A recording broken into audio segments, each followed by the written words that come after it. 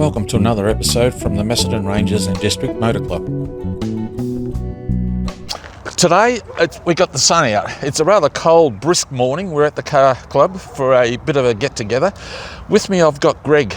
Greg's an avid car club member and he's got a very unique little car behind us. Greg, pleased to meet you. Oh, you too, mate. Now, let's talk about this car. Yep. Greg, what have we got here? 1991 Honda NSX. Hence the number plate. That's the number plate. 008 means what?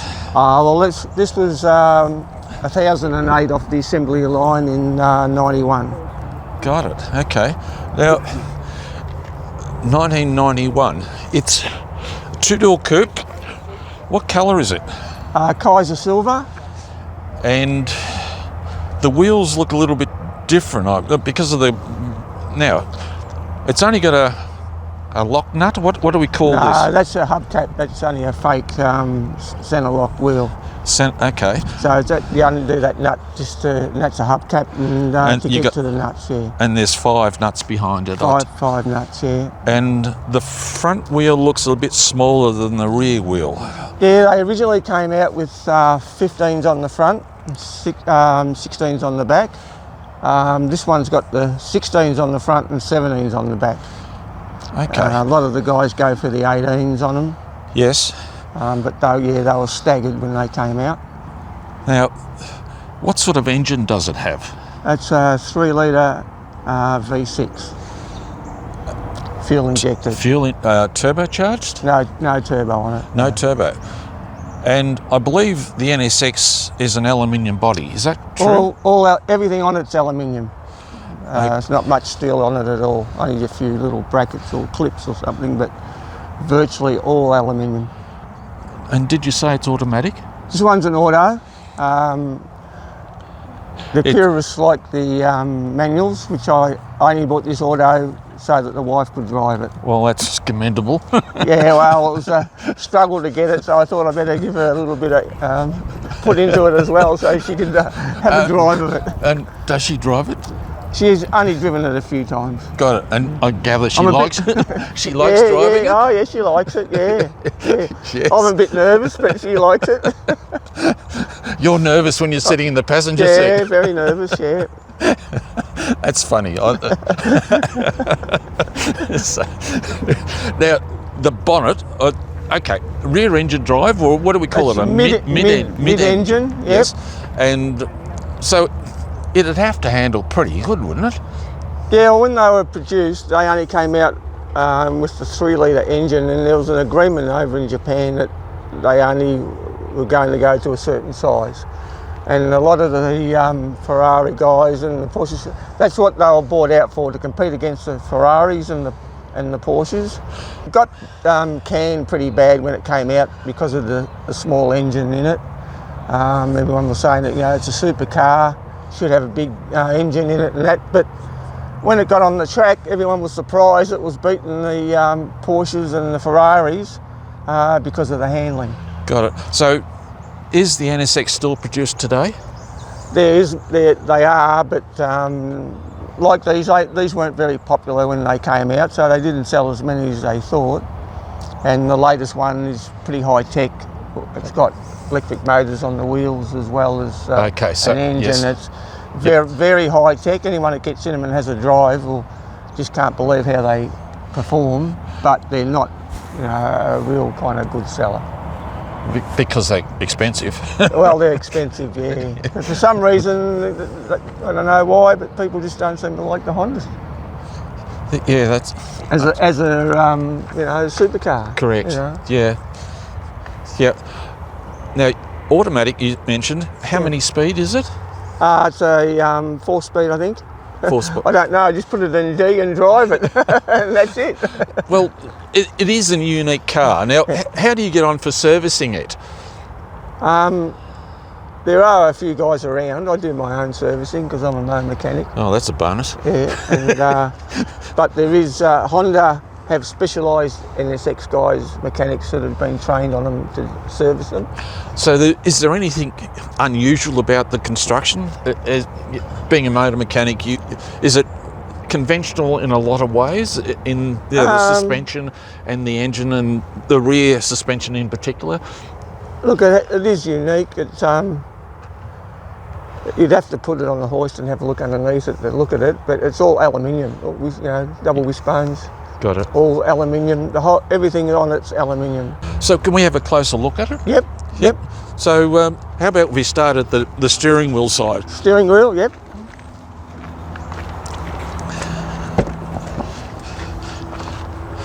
So talk me through it, Greg. Yep. What have we got here? It's a conventional T, or call it a what do we call it? Floor shift, or what do we call it? It's just an automatic. Automatic. I actually said 4-speed, but it's actually a 3-speed. 3-speed. Yep. And there's your headlights here, up on the little stalk. yes. Cruise control.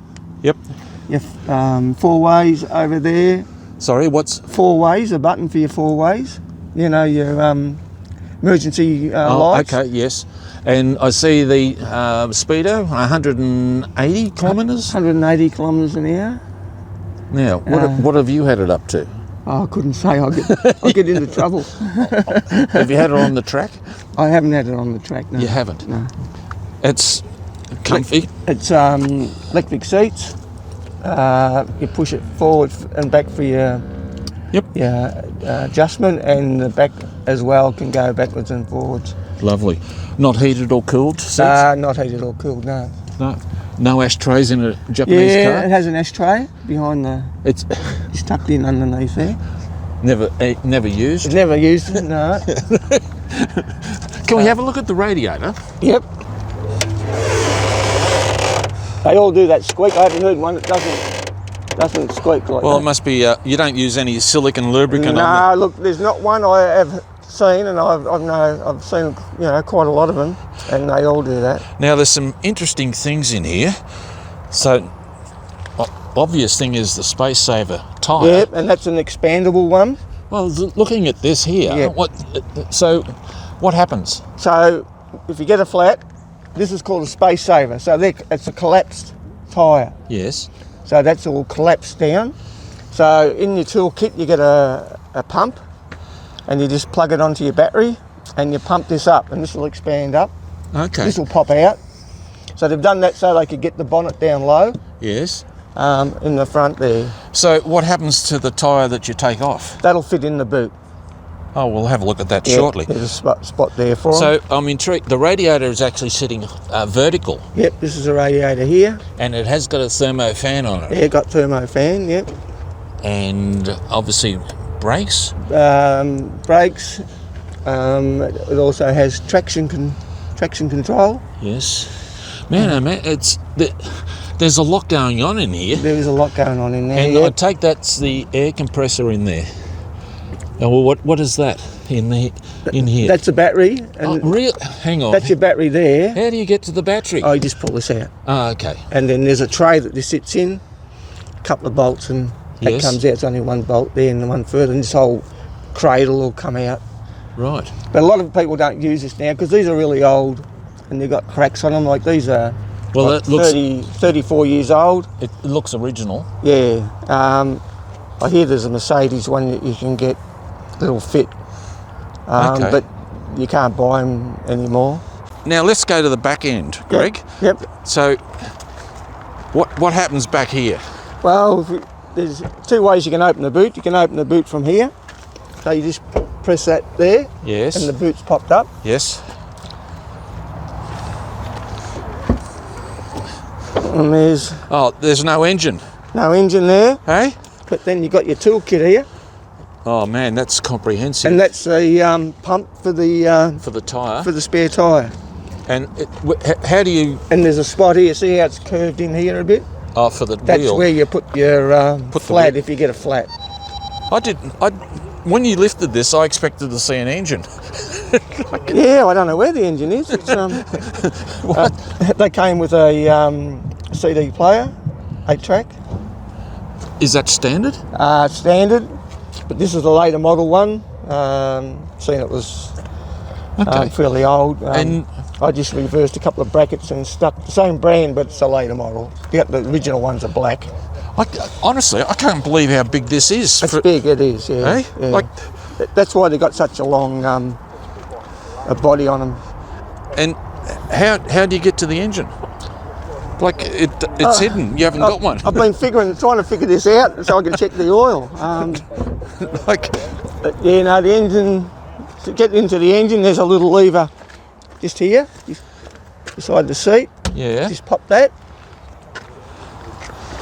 And you lift this up. And you lift this cover up. Oh, look at that. And there she is.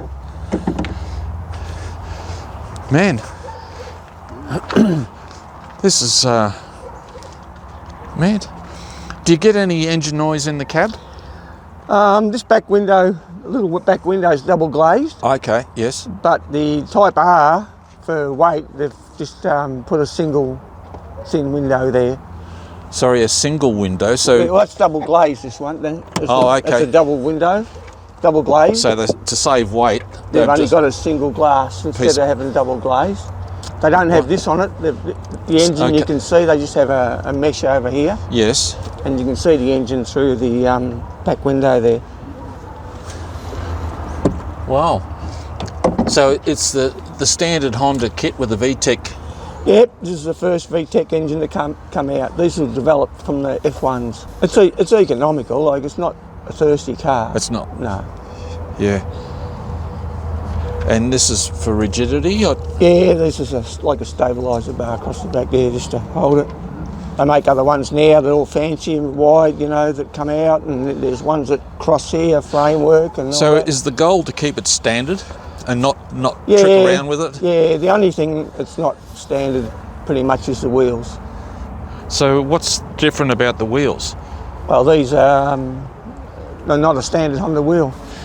I think you were saying earlier they're a type. Are they a Type R wheel? No, the suspension on this is a Type R. Okay. Which is on the the Type R ones, but yeah, this has got Type R suspension on it as well, which is a lot stiffer. And do you recall if that's from the factory?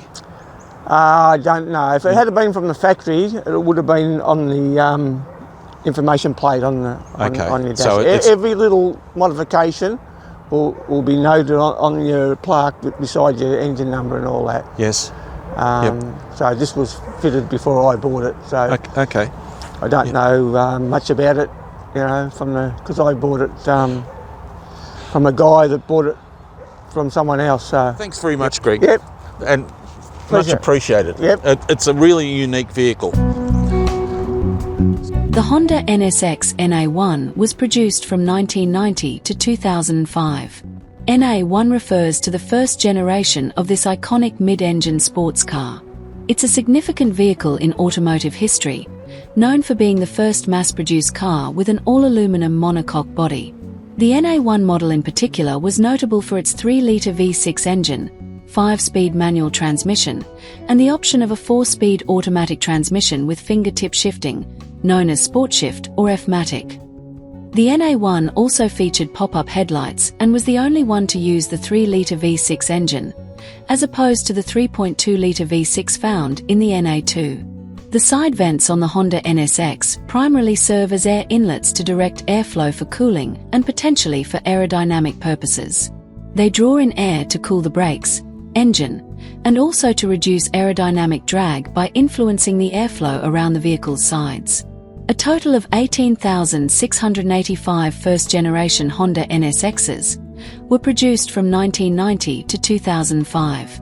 The second-generation NSX, built between 2016 and 2022, saw a production of 2,908 cars. Worldwide NSX sales began with a spirited 3,163 during the 1991 model year, but by 1996 had tailed off to just over 500 units annually.